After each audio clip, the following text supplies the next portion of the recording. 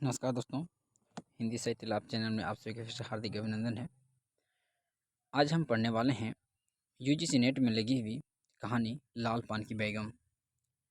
लाल पान की बेगम कहानी फणीश्वरनाथ रेणु द्वारा रचित एक महत्वपूर्ण रचना है और यह एक मनोरंजक कहानी है जो जैसे हम लोग जानते हैं फणीश्वरनाथ रेणु जो हैं वो आंचलिक उपन्यासकार के रूप में या कहानीकार के रूप में जाने जाते हैं। तो उसी को आगे बढ़ाते हुए आज हम पढ़ने वाले हैं लाल पान की बेगम। ये लालपन की बेगम शीर्षक से क्या तात्पर्य है, ये अब पूरी कहानी पढ़ने के बाद पूरी तरह से स्पष्ट हो जाएगा कि यह नाम या शीर्षक क्यों रखा गया है।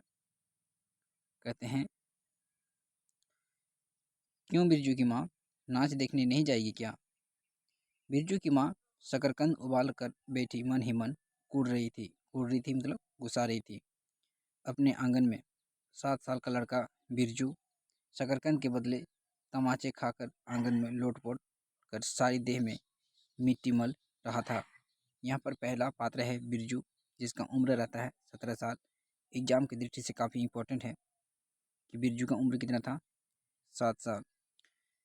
चंपा के सिर भी चुड़ैल मंडरा रही थी, मतलब जो बिरजू था उसकी मम्मी का नाम चंपिया था। काफ़ी इम्पोर्टेंट है एग्जाम की दृष्टि से दोस्तों। कहते हैं,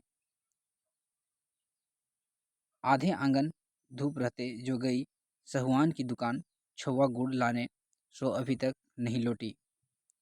दिया बाती की बेला हो गई, आए आज लौट के जरा। मतलब उसको पहले से बता दिया गया था कि आज हम तुमको मेला देखने ले जाएंगे, लेकिन अभी तक जो सामान लेने के गए हैं अभी तक नहीं लौटे हैं। इसलिए वो जो बिरजू की माँ है वो चंपिया पूरी का पूरा गुस्से से एकदम लाल हो गई थी, टमाटर जैसे।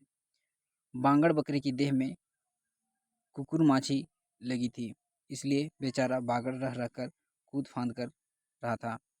बिरजू की माँ बागड़ पर मन का गुस्सा उतारने का बहाना ढूंढकर निकाल चुकी थी।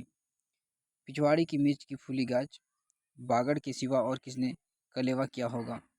बागड़ को मारने के लिए वह मिट्टी का छोटा सा ढेला उठा चुकी थी।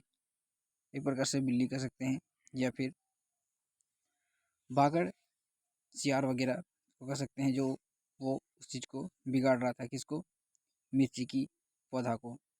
कि पड़ोसन मखनी फुआ की पुकार सुनाई पड़ी, क्यों बिरजू की माँ नाच देखने नहीं जाएगी क्या? बिरजू की माँ के आगे नाथ न पीछे पहिया, पगिया ना हो तब ना फुआ, ये उत्तर देती है। मतलब बिरजू की माँ जरूर मेला देखने जाएगी या नाच देखने जरूर जाएगी, लेकिन अगर उसके आगे पीछे कोई पगिया ना होते तो जरूर जाती। गरम गुस्से में बुझी नुकीली बात फुआ की देह में धंस गई और बिरजू की माँ ने हाथ के ढेले को पास ही फेंक दिया। बेचारे बागड़ को कुकुर मांझी परेशान कर रही थी।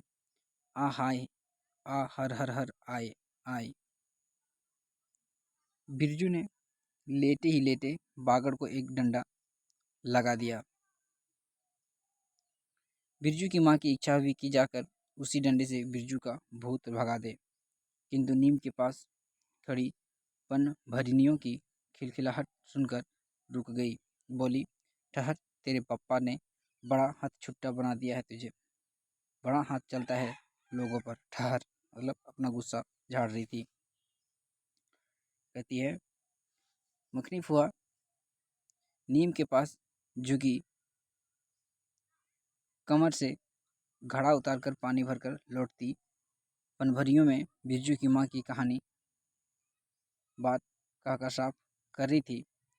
जरा देखो तो इस बिरजू की माँ को, 4 मनपाट जूट का पैसा क्या हुआ, धरती पर पाँव ही नहीं पड़ते, निसाफ करो।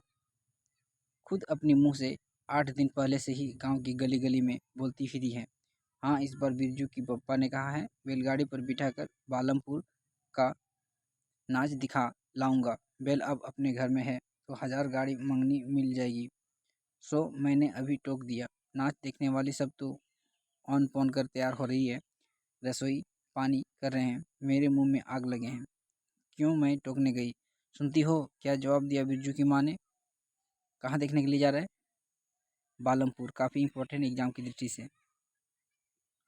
कहते हैं मखनी फुआ तो अपनी पोपले मुंह के होठों पर एक मोड़ पर ऐंठती हुई बोली निकाली, अरे रे रे, हाँ हाँ हाँ, जू की माँ, मैं यहाँ के आगे नाथ, अरे पीछे पगिया ना हो तब ना आ मतलब मेरे आगे पीछे कुछ ना रहे तब ना जाऊंगी मेला देखने। जंगी की पुथू बिरजू की माँ से नहीं डरती। ये काफ़ी इंपॉर्टेंट है। कौन है यहाँ पर एक पात्र? जंगी की पुथू मतलब बहू बिरजू की माँ से नहीं डरती। वह जरा गला घोंट कर कह रही थी, हुआ आ सर्वे सर्वे सेटलमेंट के हाकिम के बासा पर फुल छाप किनारी वाली साड़ी पहन के तू भी भटा की भेंटी चढ़ाती तो तुम्हारे नाम से भी 2-3 बीघा धन हर जमीन का पर्चा कट जाता। कहने का मतलब है उसके हिसाब से या उसके नाम से अगर रहता तो उसको भी जमीन का पर्चा कट जाता। फिर तुम्हारे घर भी आज 10 मन सोना बंगा पाठ होता, मतलब धन संपत्ति। जोड़ा बैल खरीदता, फिर आगे नाथ न पीछे सैकड़ों पगिया झूलती या रहता। जंगी की पुथू मुंह जोर है, मतलब मुंह में बोलने वाली। रेलवे स्टेशन के पास की लड़की है, 3 ही महीने हुए गोने को नई बहू कर आई है और सारे कुरमाटोली की साड़ी झगड़ालू सरसों के एकाध मोर्चा ले चुकी है। उसका ससुर जंगी दागी चोर है, सी खिलासी, और उसका कसम रंगी कुरमाटोली का नामी लटेत, इसलिए हमेशा सिंह खुजाती फिरती जंगी पोथू। बिरजू की माँ के आंगन में जंगी की पोथों की गला घोंट बोली गुलेल की गोलियों की तरह दमदमानी हुई आई थी। बिरजू की माँ ने एक तीखा जवाब खोज कर निकाला, लेकिन मन महसूस कर रह गई, मतलब नहीं बोल सकी। गोबर की ढेरी में कौन ढेला फेंके जो अपने आप फिर लग जाएगा। जीप के झाल को गले में उतारकर बिरजू की माँ ने अपनी बेटी चंपिया को आवाज़ दी, चंपिया, अरे चंपिया, या आज लोटे तो तेरी मुढ़ी मरोड़ कर चूल्हे में झोंक देती हूँ। दिन दिन बेचाल होती जा रही है। गांव में तो अब ठेठर बेस्कोप का गीत गाने वाली पतुरिया पतहूँ सब आने लगी है। कहीं बैठ के बाजे ना मलेरिया सीख रही होगी। हाँ राजा जरी अर्री चंपिया या मतलब पूरी तरह से गुस्से से लाल है एकदम चंपी बिरजू की माँ। जंगी की पोथू ने बिरजू की माँ की बोली का स्वाद लेकर कमर पर घड़े को संभाला और मट मटक कर बोली, चल दीदिया चल, इस मोहल्ले में लाल पान की बेगम बसती है, नहीं जानती? दोपहर दिन चौपहर रात बिजली की बत्ती भग कर जलती है। कितना क्या कहता है? लाल पान की बेगम। यहाँ से इसका अर्थ हम सभी को अब देखने को मिलने जा रही है। भग बिजली की बत्ती सब सुनकर न जाने क्यों सभी खिलखिलाकर हंस पड़े। फुआ की टूटी हुई दंत पंक्तियों के बीच से एक मीठी गाली निकाली, शैतान की नानी। बिरजू की माँ की आंखों पर मानो किसी ने तेज टॉर्च की रोशनी डालकर चौंधिया दिया हो। भग कर बिजली बत्ती। 3 साल पहले सर्वे कैंप के बाद गांव की जलनडाही औरतों ने एक कहानी गढ़ के फैलाई थी। चंपिया की माँ आंगन में रात भर बिजली बत्ती भुपकाती रहती थी। चंपिया की माँ के आंगन में नाक वाले जूते की छाप घोड़े की टाप की तरह चलो जलो और जलो।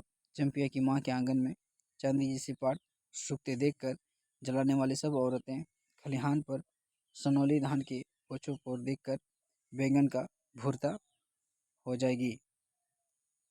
मिट्टी के बर्तन से टपकते हुए छोवा गुड़ को उंगलियों से चाटती हुई चंपिया आई और माँ के तमाचे खाकर चीख पड़ी, क्यों मुझे मारती है? ए सहवाइन, जल्दी से सौदा नहीं हो देती?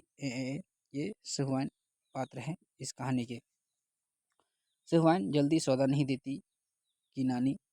एक सहवाइन की दुकान पर मोती झरते हैं जो जड़ गाड़ कर बैठी हुई थी। बोली, गले पर लात देकर कलह तोड़ दूंगी हरजाई। जो फिर कभी बाजेना मुलरिया गाते सुना। चाल सीखने की जाती है ट्यूशन की छोकरियों से, ये इम्पोर्टेंट है। बाजेना मुलरिया इस कहानी का मुख्य गीत है, याद रखेंगे दोस्तों। बिरजू की माँ ने चुप होकर अपनी आवाज़ अंदाजी की कि उसकी बात जंगी के झोपड़ों तक साफ साफ पहुंच गई होगी। बिरजू की बातें बीती हुई बातों को भूलकर उठकर खड़ा हुआ था और धूल झाड़ते हुए बर्तन से टपकते हुए गुड़ को ललचाई निगाह से देखने लगा था। दीदी के साथ वह भी दुकान जाता तो दीदी उसे भी गुड़ चढ़ाती जरूर। वह शकरकंद के लोभ में रहा और मांगने पर भी शकरकंद के बदले दे दिए। ए मैया ए अंगुली गुड़ दे दे, बिरजू ने तलहत्ती फैलाई। दे न मैया एक रत्ती भर, है ना, वो मांगने लगा था। एक रत्ती क्यों, उठा के बर्तन को फेंक दे आती हूँ पिछवाड़े में, जाके चाटना, नहीं बनेगी मीठी रोटी। मीठी रोटी खाने का मुंह होता है। बिरजू की माँ ने उबले शकरकंद का सूप रोती हुई चंपिया के सामने रखते हुए कहा, बेट के छिलके उतार, नहीं तो अभी। मतलब पूरा से पूरा गुस्सा से लाल थी एकदम चंपिया की माँ, या फिर बिरजू की माँ जो कहें। 10 साल की चंपिया जानती है। तो यहाँ पर देख रहे हैं जो बिरजू का उम्र था वो 7 साल था और चंपिया का जो उम्र है वो 10 साल है। काफ़ी इंपॉर्टेंट है एग्जाम की दृष्टि से। शकरकंद छिलते समय कम से कम 12 बार माँ उसे बाल पकड़कर झकोरेगी, छोटी छोटी खोट निकाल कर गालियाँ देगी। पाँव फैला के क्यों नहीं बैठी है, पाँव फैला के क्यों बैठी है उस तरह बेलज्जी चंपिया माँ के गुस्से को जानती है। कहती है, बिरजू ने इस मौके पर थोड़ी सी खुशामद करके देखा, मैया मैं भी बैठ कर शकरकंद छीलूं। माँ कहती है नहीं। माँ ने झिड़क दी, एक शकरकंद छीलेगा और 3 पेट में। जाके सिद्धू की बहू से कहो।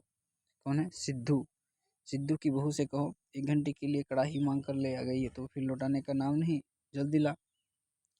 मुंह लटकाकर आंगन से निकलते निकलते बिरजू ने शकरकंद और गुड़ पर निगाहें दौड़ाई।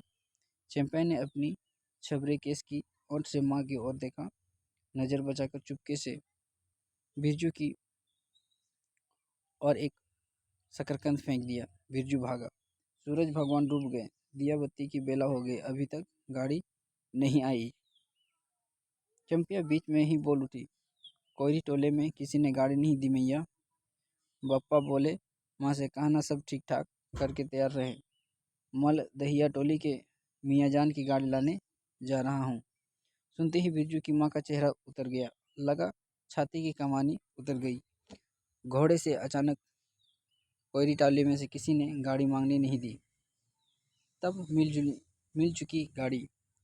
जब अपने गांव के लोगों की आंख में पानी नहीं तो मल दहिया टोली के मियाँजान की गाड़ी का क्या भरोसा। कहने का मतलब है जब गांव घर में कुछ नहीं देता है तो क्या बाहर वाले गांव वाले देंगे, नहीं। ना 3 में ना 13 में, क्या होगा शकरकंद छिलकर रख दे उठा के। यहाँ मर्द नाच दिखाएगा, बैलगाड़ी पर चढ़कर नाच दिखाने ले जाएगा। चढ़ चुकी बैलगाड़ी पर, देख चुकी जी भर का नाच। पैदल जाने वाले सब पहुँचकर पुराने हो चुकी होंगी। मतलब अब तो खेल भी खत्म हो गया, नाच भी शुरू हुई होगी। बिरजू छोटी कड़ाही सिर पर औंधा को वापस आया। देख दीदिया, मलेटिलिया टोपी, इस पर दम लाठी मारने पर भी कुछ नहीं होता।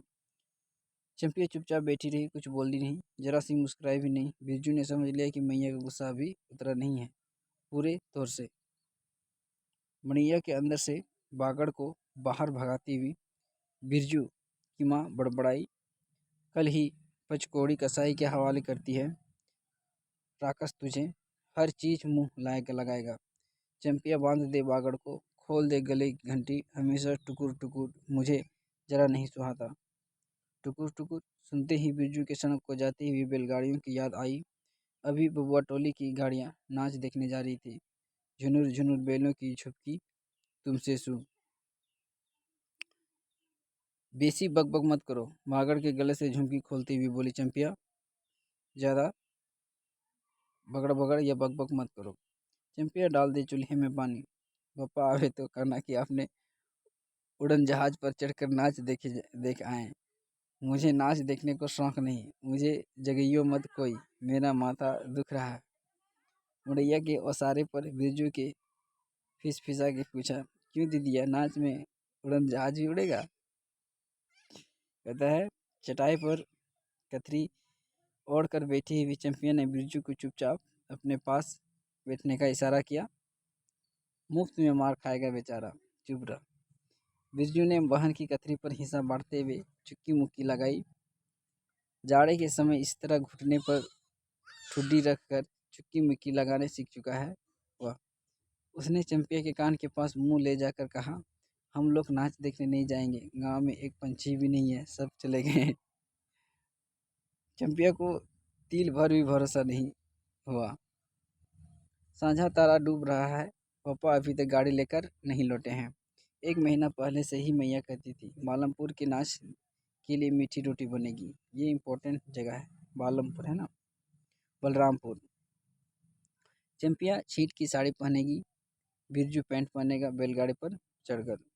चंपिया की भीगी पलकों पर एक बूंद आंसू आ गया। कहते हैं चंपिया की भीगी आंखों में आंसू आने लगा। बिरजू का भी दिल भर आया है। उसने मन ही मन ने इमली पर रहने वाले जिन बाबा को एक बैगन का बुला, गाछ का सबसे पहला बैगन उसने खुद जिस पौधे को रोपा है, जल्दी से गाड़ी लेकर पापा को भेज दो जिन बाबा। मतलब ये मन्नत मांग रहा है कि किसी भी तरह से गाड़ी पापा ले आवे, हम आपको क्या चढ़ाएंगे, बैगन का पहला फल चढ़ाएंगे। मड़ैया के अंदर बिरजू की माँ चटाई पर पड़ी करवटें ले रही थी। पहले ही किसी का बात का मंसूबा नहीं बांधना चाहिए किसी को। भगवान ने मंसूबा छोड़ दिया, उसको सबसे पहले भगवान ने पूछना है, यह किस चूक का फल दे रहे हो भोला बाबा। अपने जानते उसने किसी देवता पितर की मौन मनौती बाकी नहीं रखी। सर्वे के समय जमीन के लिए जितनी मनौतियाँ की थी, ठीक ही तो महावीर को रोड को बाकी है ही है। हाय रे देव, भूल चूक माफ़ करो महावीर बाबा। मनौती मनौती दुनी करके चढ़ाएगी बिरजू की माँ। कहती है बिरजू की माँ के मन में रह रहकर जंगी की पौधों की बात चुभती थी। मतलब मेला देखने नहीं जाएगी। चंपिया की माँ इस बात को चुभ रही थी। भवक भवक बिजली बत्ती, चोरी चमारी करने वाली बेटी पुतहु जलेगी नहीं। 5 बीघा जमीन क्या हासिल की। बिरजू की पप्पा ने गांव की भाई खोफियों की आंखों में किरकिरी पड़ गई। खेत में पाट लगाकर देख, गांव के लोगों की छाती फटने लगी। धरती की फोड़कर पाट लगा, बैसाखी बादलों की तरह उभरने आ रहे हैं पाट के पौधे, तो अलान तो फलान। इतनी आंखों की धार भला फसल सहे। जहाँ 15 मन पाट होना चाहिए, सिर्फ 10 मन पाट कांटा पर तोल के ओजन हुआ भगत के यहाँ। मतलब ठग रहा है। इसमें जलने की क्या बात है भला। बिरजू के पप्पा ने तो पहले ही कुरमाटोली के एक एक आदमी को समझा कर कहा, जिंदगी भर मजदूरी करते रह जाओगे, सर्वे का समय हो रहा है, लाठी कड़ी करो तो 2-4 बीघे जमीन हासिल कर सकते हो। सो गांव की किसी पुतखोकी का भतार सर्वे के समय बाबू साहेब के खिलाफ खांसा भी नहीं। बिरजू के पापा को कम सहना पड़ा। बाबू साहेब गुस्से से सर्कस नाच के बाग की तरह घूमते रह गए। उनका बड़ा बेटा घर में आग लगाने की धमकी देकर गया। आखिर बाबू साहेब ने अपने सबसे छोटे लड़के को भेजा। बिरजू की माँ को मौसी कहकर पुकारा। यह ज़मीन बाबू ने मेरे नाम से खरीदी थी, मेरी पढ़ाई लिखाई उसी ज़मीन की उपज चलती है। और भी कितनी बातें खूब मोहना जानता है। उत्तर जरा सा लड़का जमींदार का बेटा है कि। कहते हैं चंपिया बिरजू सो गया क्या। कहता है चंपिया सो गया क्या, यहाँ आ जा बिरजू, अंदर तू भी आ जा चंपिया, भला आदमी आए तो एक बार आज।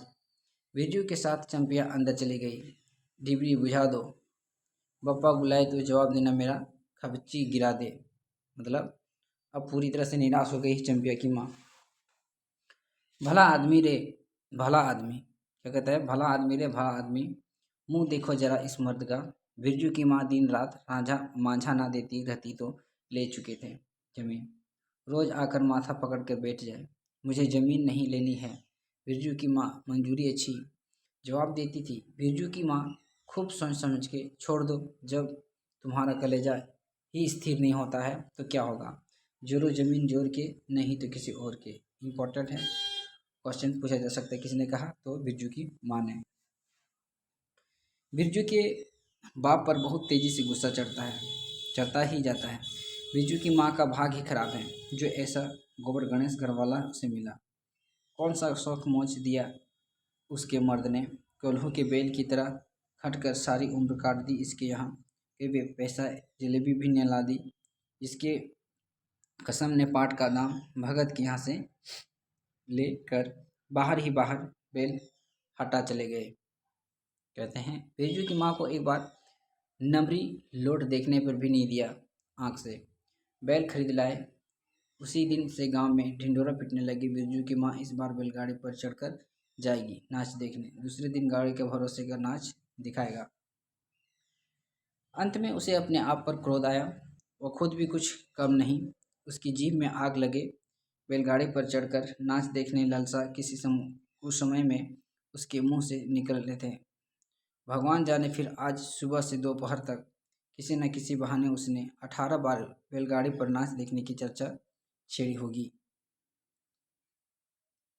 लोग खूब देखो नाच। कथरी के नीचे दुसाले का सपना। कल भोरे पानी भरने के लिए जब आ जाएगी पतली जीभ वाली पतुरिया, सब हंसती जाएंगी। सब जलते हैं उससे। हाँ, भगवान दाढ़ीजार भी 2 बच्चों की माँ होकर भी वह जस की तस है। उसका घरवाला उसकी बात में रहता है। वह बालों में गरी का तेल डालती है। उसकी अपनी जमीन है किसी के पास एक चूर जमीन भी। अपनी इस गांव में जलेंगे नहीं, 3 बीघे में धान लगा हुआ है। अग्नि लोगों की बिखदीट से बचे तब तो। मतलब दूसरा आदमी जा रहा है और सुबह वो लोग एकदम बातचीत करेगा कि हम ये देखें वो देखें, लेकिन जब बे की माँ नहीं गई तो बेचारी चुपचाप कुछ बोल भी नहीं पा रही है। कहते हैं 12 बाहर बैलों की घंटियां सुनाई पड़ी। तीनों सतर्क हो गए, उत्कंठ हो सुनते रहे। अपने ही बैलों की घंटी है, क्यों रे चंपिया? चंपिया और बिरजू ने प्राय एक ही साथ कहा, हूँ हाँ हूँ। चुप, बिरजू की माँ ने फिसा कर कहा, शायद गाड़ी भी है, खड़खड़ाती है ना? हूँ दोनों ही फिर हुंकारी भरी। चुप, गाड़ी नहीं है तो चुपके से टट्टी में छेद करके देख तो। आ चंपी, भाग के आ चुपके चुपके। चंपिया बिल्ली की तरह होले होले पाँव में टट्टी के छेद से झाँक आई। हमें यह गाड़ी भी है। बिरजू हड़बड़ाकर उठकर बैठा। उसकी माँ ने उसका हाथ पकड़कर सुला दिया। बोले मत, है ना? चंपिया भी गुदरी के नीचे से घुस गई। बाहर बैलगाड़ी के खोलने की आवाज़ सुनाई दी। बिरजू के बाप ने बैलों को जोर से डांटा। हाँ हाँ, आ गए घर आने के लिए छाती फटी जाती थी, है ना? बिरजू की माँ ताड़ गई। जरूर मलहदिया टोली में गांजे की चिलम चढ़ रही थी। आवाज़ तो बड़ी खनखनाती ही भी निकल रही है। चंपिया हाँ, बाहर से पुकार कर कहा। बाप ने बैलों को घास दे दे। चंपिया हाँ। अंदर से कोई जवाब नहीं आया। चंपिया के बाप ने आंगन में आकर देखा तो ना रोशनी, न चिराग, न चूल्हे में आग। बात क्या है? नाच देखने उतावली होकर पैदल ही चली गई क्या? है ना, वो बात कर रहे हैं अपने आप में। बिरजू के गले में खसखसाहट हुई और उसने रोकने की कोशिश की भी, लेकिन खांसी जब शुरू हुई तो पूरे 5 मिनट तक खांसता रहा। बिरजू बेटा, बिरजू मोहन, बिरज मोहन। तो ये पूछा जा सकता है कि बिरजू का पूरा नाम क्या था? तो बिरज मोहन। बिरजू के बाप ने पुचकार कर बुलाया। मैया गुस्से के मारे सो गई क्या? अरे अभी तो लोग जा ही रहे हैं, है ना? बिरजू की माँ के मन में आया कि कस कर जवाब दे, नहीं देखना है नाच, लौटा दो गाड़ी, है ना? नहीं देखना है नाच, लौटा दो गाड़ी। चंपिया कहती है, हाँ, उठती क्यों नहीं है? ले धान की पंचसीख रख दे। धान की वालियों का छोटा छब्बा झोपड़े के औसारे पर रख कर उसने कहा, दिया बालो। बिरजू की माँ उठकर औसारे पर आई। 1:30 पहर रात को गाड़ी लाने की क्या जरूरत थी? नाच तो अब खत्म हो रहा होगा, है ना? अब बोलने लगी। कहते हैं अब तो मेला खत्म हो गया होगा। कहते हैं कि ढिबरी की रोशनी में धान की बालियों का रंग देखते ही बिरजू की माँ के मन का सब मैल दूर हो गया। धानी रंग उसकी आंखों में उतर कर रोम रोम में घुल गया। नाच अभी शुरू भी नहीं हुआ होगा। अभी अभी बलमपुर के बाबू की संपन्नी गाड़ी में मोहनपुर होटल में बगलों से हकीम साहब को लाने गई है। इस साल आखिरी नाच है। 25 टट्टी में खोज दें अपनी खेत का। ये काफ़ी इंपॉर्टेंट है, एक तो बलमपुर, एक मोहनपुर। क्वेश्चन अब प्रीवियस में पूछा जाने लगा है या पूछे जाएगा कि इस कहानी में कौन कौन सा गांव का वर्णन नहीं हुआ है। पहला आता है अपने खेत का। हुलसती हुई बिरजू की माँ ने पूछा, पक गए धान? कहते हैं पक गए धान? नहीं, 10 दिन में अगहन चढ़ते चढ़ते लाल हो कर झुक जाएगी सारी खेत की बालियां। मल दहिया टोली पर जा रहा था, अपने खेत में धान देखकर आड़े जुड़ गई। सच कहता हूँ, 25 तोड़ते समय उंगलियां कांप रही थी मेरी। कहते हैं बिरजू ने धान की एक बाली से एक धान लेकर मुंह में डाल लिया और उसकी माँ ने एक हल्की डांट दी। कैसा लुढ़क्कड़ है रे तू? ये दुश्मनों के मारे कोई नेम धर्म है कि बचे हैं कि नहीं? क्या हुआ, डांटती क्यों है? नवान के पहले ही नया धान जुटा दिया, देखते नहीं है ना, मतलब नहीं करना चाहिए। अरे इन लोगों का सब कुछ माफ है, चिड़ै चुरमुन है, मतलब बच्चा है, सब माफ है। दोनों के मुंह में नवन के पहले नया अन्ना पड़े। इन सब चंपिया ने भी धान की बाली में 2 धान लेकर दांतों से तले दबाए। ओ मैया, इतना मीठा चावल, और गमकता भी है ना दीदिया? बिरजू ने मुंह से धान निकाल लिया। कहते हैं रोटी पोटी तैयार कर चुकी है क्या? बिरजू के बाप ने मुस्कुरा कर पूछा। नहीं, मान भरे सुर में बोली बिरजू माँ। जाने का ठीक ठिकाना नहीं और रोटी बनाती, मतलब नहीं बनाए हैं। वाह, खूब तुम हो लोग हो। जिसके पास बैल हैं उसे गाड़ी मांगनी नहीं पड़ेगी भला। गाड़ी वालों को भी कभी बैल की जरूरत पड़ी होगी, है ना, मतलब अदले बदले। पूछूंगा तो कोरियोट वालों से, ले जल्दी रोटी बना लो, देर नहीं होगी। अरे टोकरी भर रोटी तो तू पलक मारते बना देती है, 5 रोटियां बनाने में कितनी देर लगेगी? कहते हैं कि अब बिरजू की माँ के होंठों का मुस्कुराहट खुलकर खिलने लगी। उसने नज़र बचाकर देखा, बिरजू का पप्पा उसकी ओर एकटक निहार रहा है। चंपिया और बिरजू ना होते हुए मन की बात हंसकर खुलने में देर न लगती। चंपिया और बिरजू ने एक दूसरे को देखा और खुशी से उसके चेहरे जगमा उठे। मैया बेकार गुस्सा कर रही थी ना? चंपी जरा घैलसार से खड़ी होकर मखनी फुआ को आवाज़ दे दो। कहती कि ए फुआ आ, सुनती हो फुआ आ, मैया बुला रही है ना? कहते कि फुआ ने कोई जवाब नहीं दिया। क्या कहते हैं, कोई जवाब नहीं दिया, किंतु उसकी बड़बड़ाहट स्पष्ट सुनाई पड़ी। हाँ, अब फुआ तो क्यों नहीं गुहारती? सारे टोले में सब एक फुआ ही तो है, तो बिना नाथ के परिणा पगैया वाली। अरे फुआ, बिरजू की माँ ने हंसकर जवाब दिया। उस समय बुरा मान गई थी क्या? नाथ पगहिया वाले को आकर देखो, दोपहर में गाड़ी लेकर आया है। आ जाओ फुआ, मीठी रोटी पकाना नहीं जानती? क्योंकि फुआ कार्तिक हंसती हुई आई। इसी के घड़ी पहर दिन रहते हुए पूछ रही थी कि नाच देखने जाएगी क्या? कहती तो मैं पहले से ही अपनी अंगीठी यहाँ सुलगा जाती। कहते हैं कि अगर हमको पता होता तो पहले से ही आग जला के रखती। बिरजू की माँ ने फुआ को अंगीठी दिखला दी और कहा, घर में अनाज दाना वगैरह तो कुछ है नहीं, एक बागड़ है और कुछ बर्तन बासन जो रात भर के लिए यहाँ तम्बाकू रखी जाती है। अपना हुक्का ले आई हो ना फुआ? कहते हैं फुआ को तम्बाकू मिल जाए तो रात भर क्या, 5 रात बैठ कर जाग सकती है। क्या मिलने पर? तम्बाकू मिलने पर। फुआ ने अंधेरे में टटोल कर तम्बाकू का अंदाज लगा लिया। ओहो, हाथ खोल कर तम्बाकू रख लिया है। बिरजू की माँ ने एक और से सहुआई। राम कहो, उस रात को अफीम की गोली की तरह एक मटर भर तम्बाकू रख कर चली गई। गुलाब बाग मेले और कह गई कि डिब्बी भर तम्बाकू है। बिरजू की माँ चूल्हा सुलगाने लगी।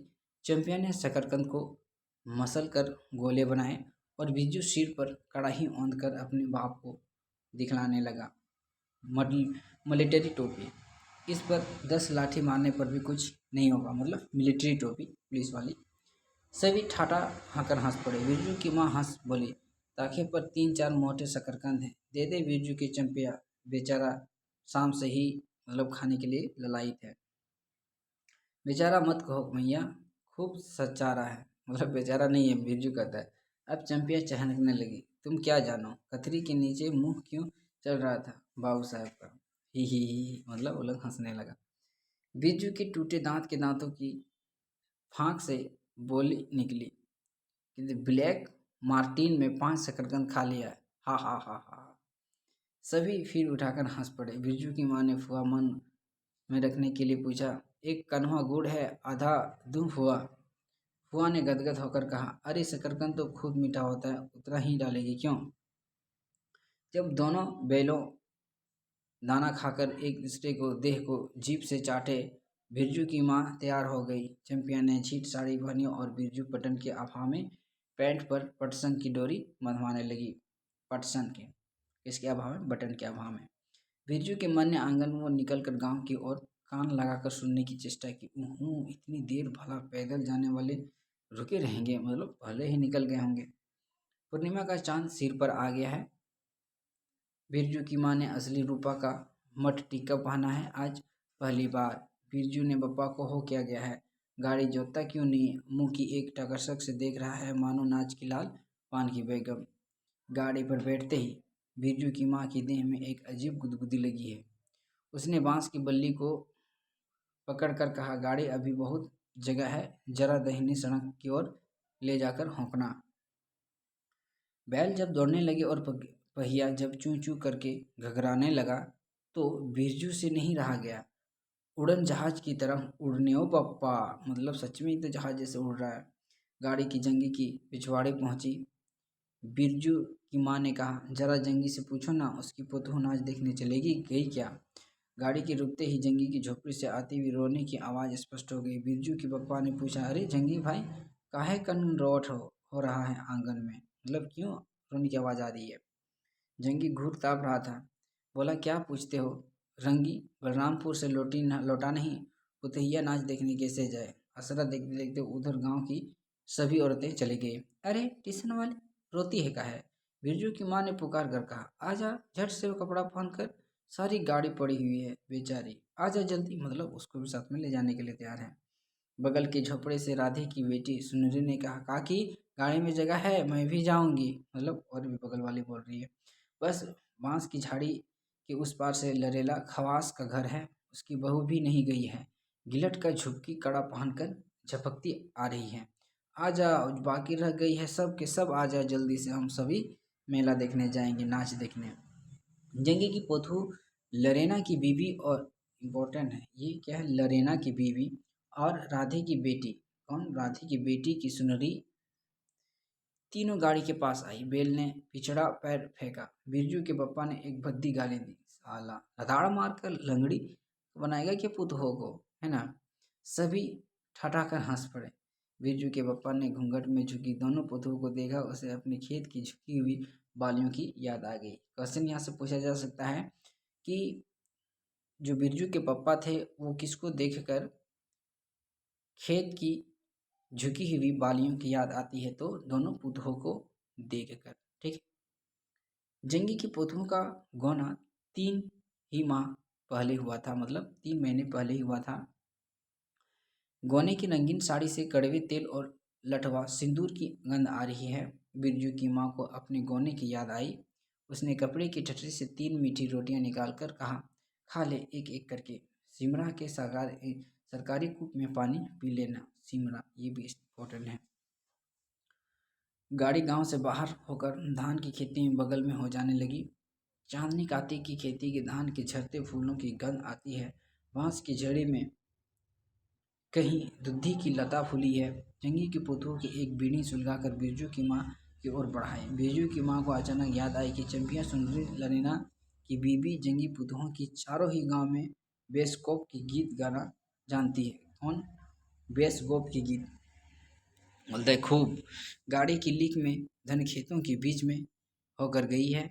चारों ओर गौने की साड़ी खसखसाहट जैसी आवाज आती है। बिरजू की माँ के माथे के टिक्के पर चांदनी टिकती है, छिटकती है। अच्छा, अब एक बेस्कोप का गीत गाओ चंपिया, डरती है का है, जहाँ भूल जाओगी बगल में मास्टरनी बैठी है ना। ये लोग आप पूरा मस्ती में है। कहते दोनों पधुओं ने तो नहीं, किंतु चंपिया और सुनील ने खा खाकर गला साफ किया गाने के लिए। कहता है कि बिरजू के पप्पा ने बैलों को ललकारा, चल भैया और जरा जोर से गा रे चंपिया, नहीं तो बैलों की धीरे चलने को कहूँगा, है ना। जंगी की बुद्धू की चंपिया के कान के पास घूंघट ले जाकर कुछ कहा और चंपिया ने धीमे से शुरू किया, चंदा की चांदनी, क्या है, चंदा की चांदनी, चंपिया शुरू करती है। बिरजू को गोद में लेकर बैठी उसकी माँ की इच्छा हुई कि वह भी साथ साथ गीत गाए। बिरजू की माँ ने जंगी की पुतहू को देखा, धीरे धीरे गुनगुना कर रही है वह भी। कितनी प्यारी पुतहू है, क्या कहता है, कितनी प्यारी पुतहू है। गोने की साड़ी से एक खास किस्म की गंध निकलती है। ठीक ही तो कहा उसने, बिरजू की माँ बेगम है। कौन? बिरजू की माँ क्या है? बेगम है। लाल पान की बेगम, यह तो कोई बुरी बात नहीं। हाँ सचमुच लाल पान की बेगम है, यहाँ से उसका नाम पड़ जाता है लाल पान की बेगम। क्या? चंपे की अम्मा का नाम रहता है लाल पान की बेगम। बिरजू की माँ ने अपनी नाक पर दोनों आंखों में केंद्रित करने की चेष्टा करके अपनी रूप की झांकी ली। लाला लाला साड़ी की झिलमिली किनारी, मंग टिक्का पर चांद। बिरजू की माँ के मन में अब और कोई लालसा नहीं है, उसे नींद आ रही है। और इस प्रकार से यहाँ पर ये कहानी हो जाती है समाप्त। तो यहाँ पर ये कहानी जो है ना पूरी तरह से मनोरंजन पर आधारित है, साथ ही ये आंचलिक कहानी के रूप में दर्शाया गया है। इसमें जो मुख्य मुख्य पात्र हैं उस चीज़ को ध्यान में रखेंगे दोस्तों। साथ ही इसका जो जगह का वर्णन किया गया है, जैसे बलरामपुर, मोहनपुर आदि का वर्णन जो किया गया है, इस चीज़ को ध्यान में रखेंगे, क्योंकि एग्जाम में अब बहुत डीपली क्वेश्चन पूछे जाने लगी है।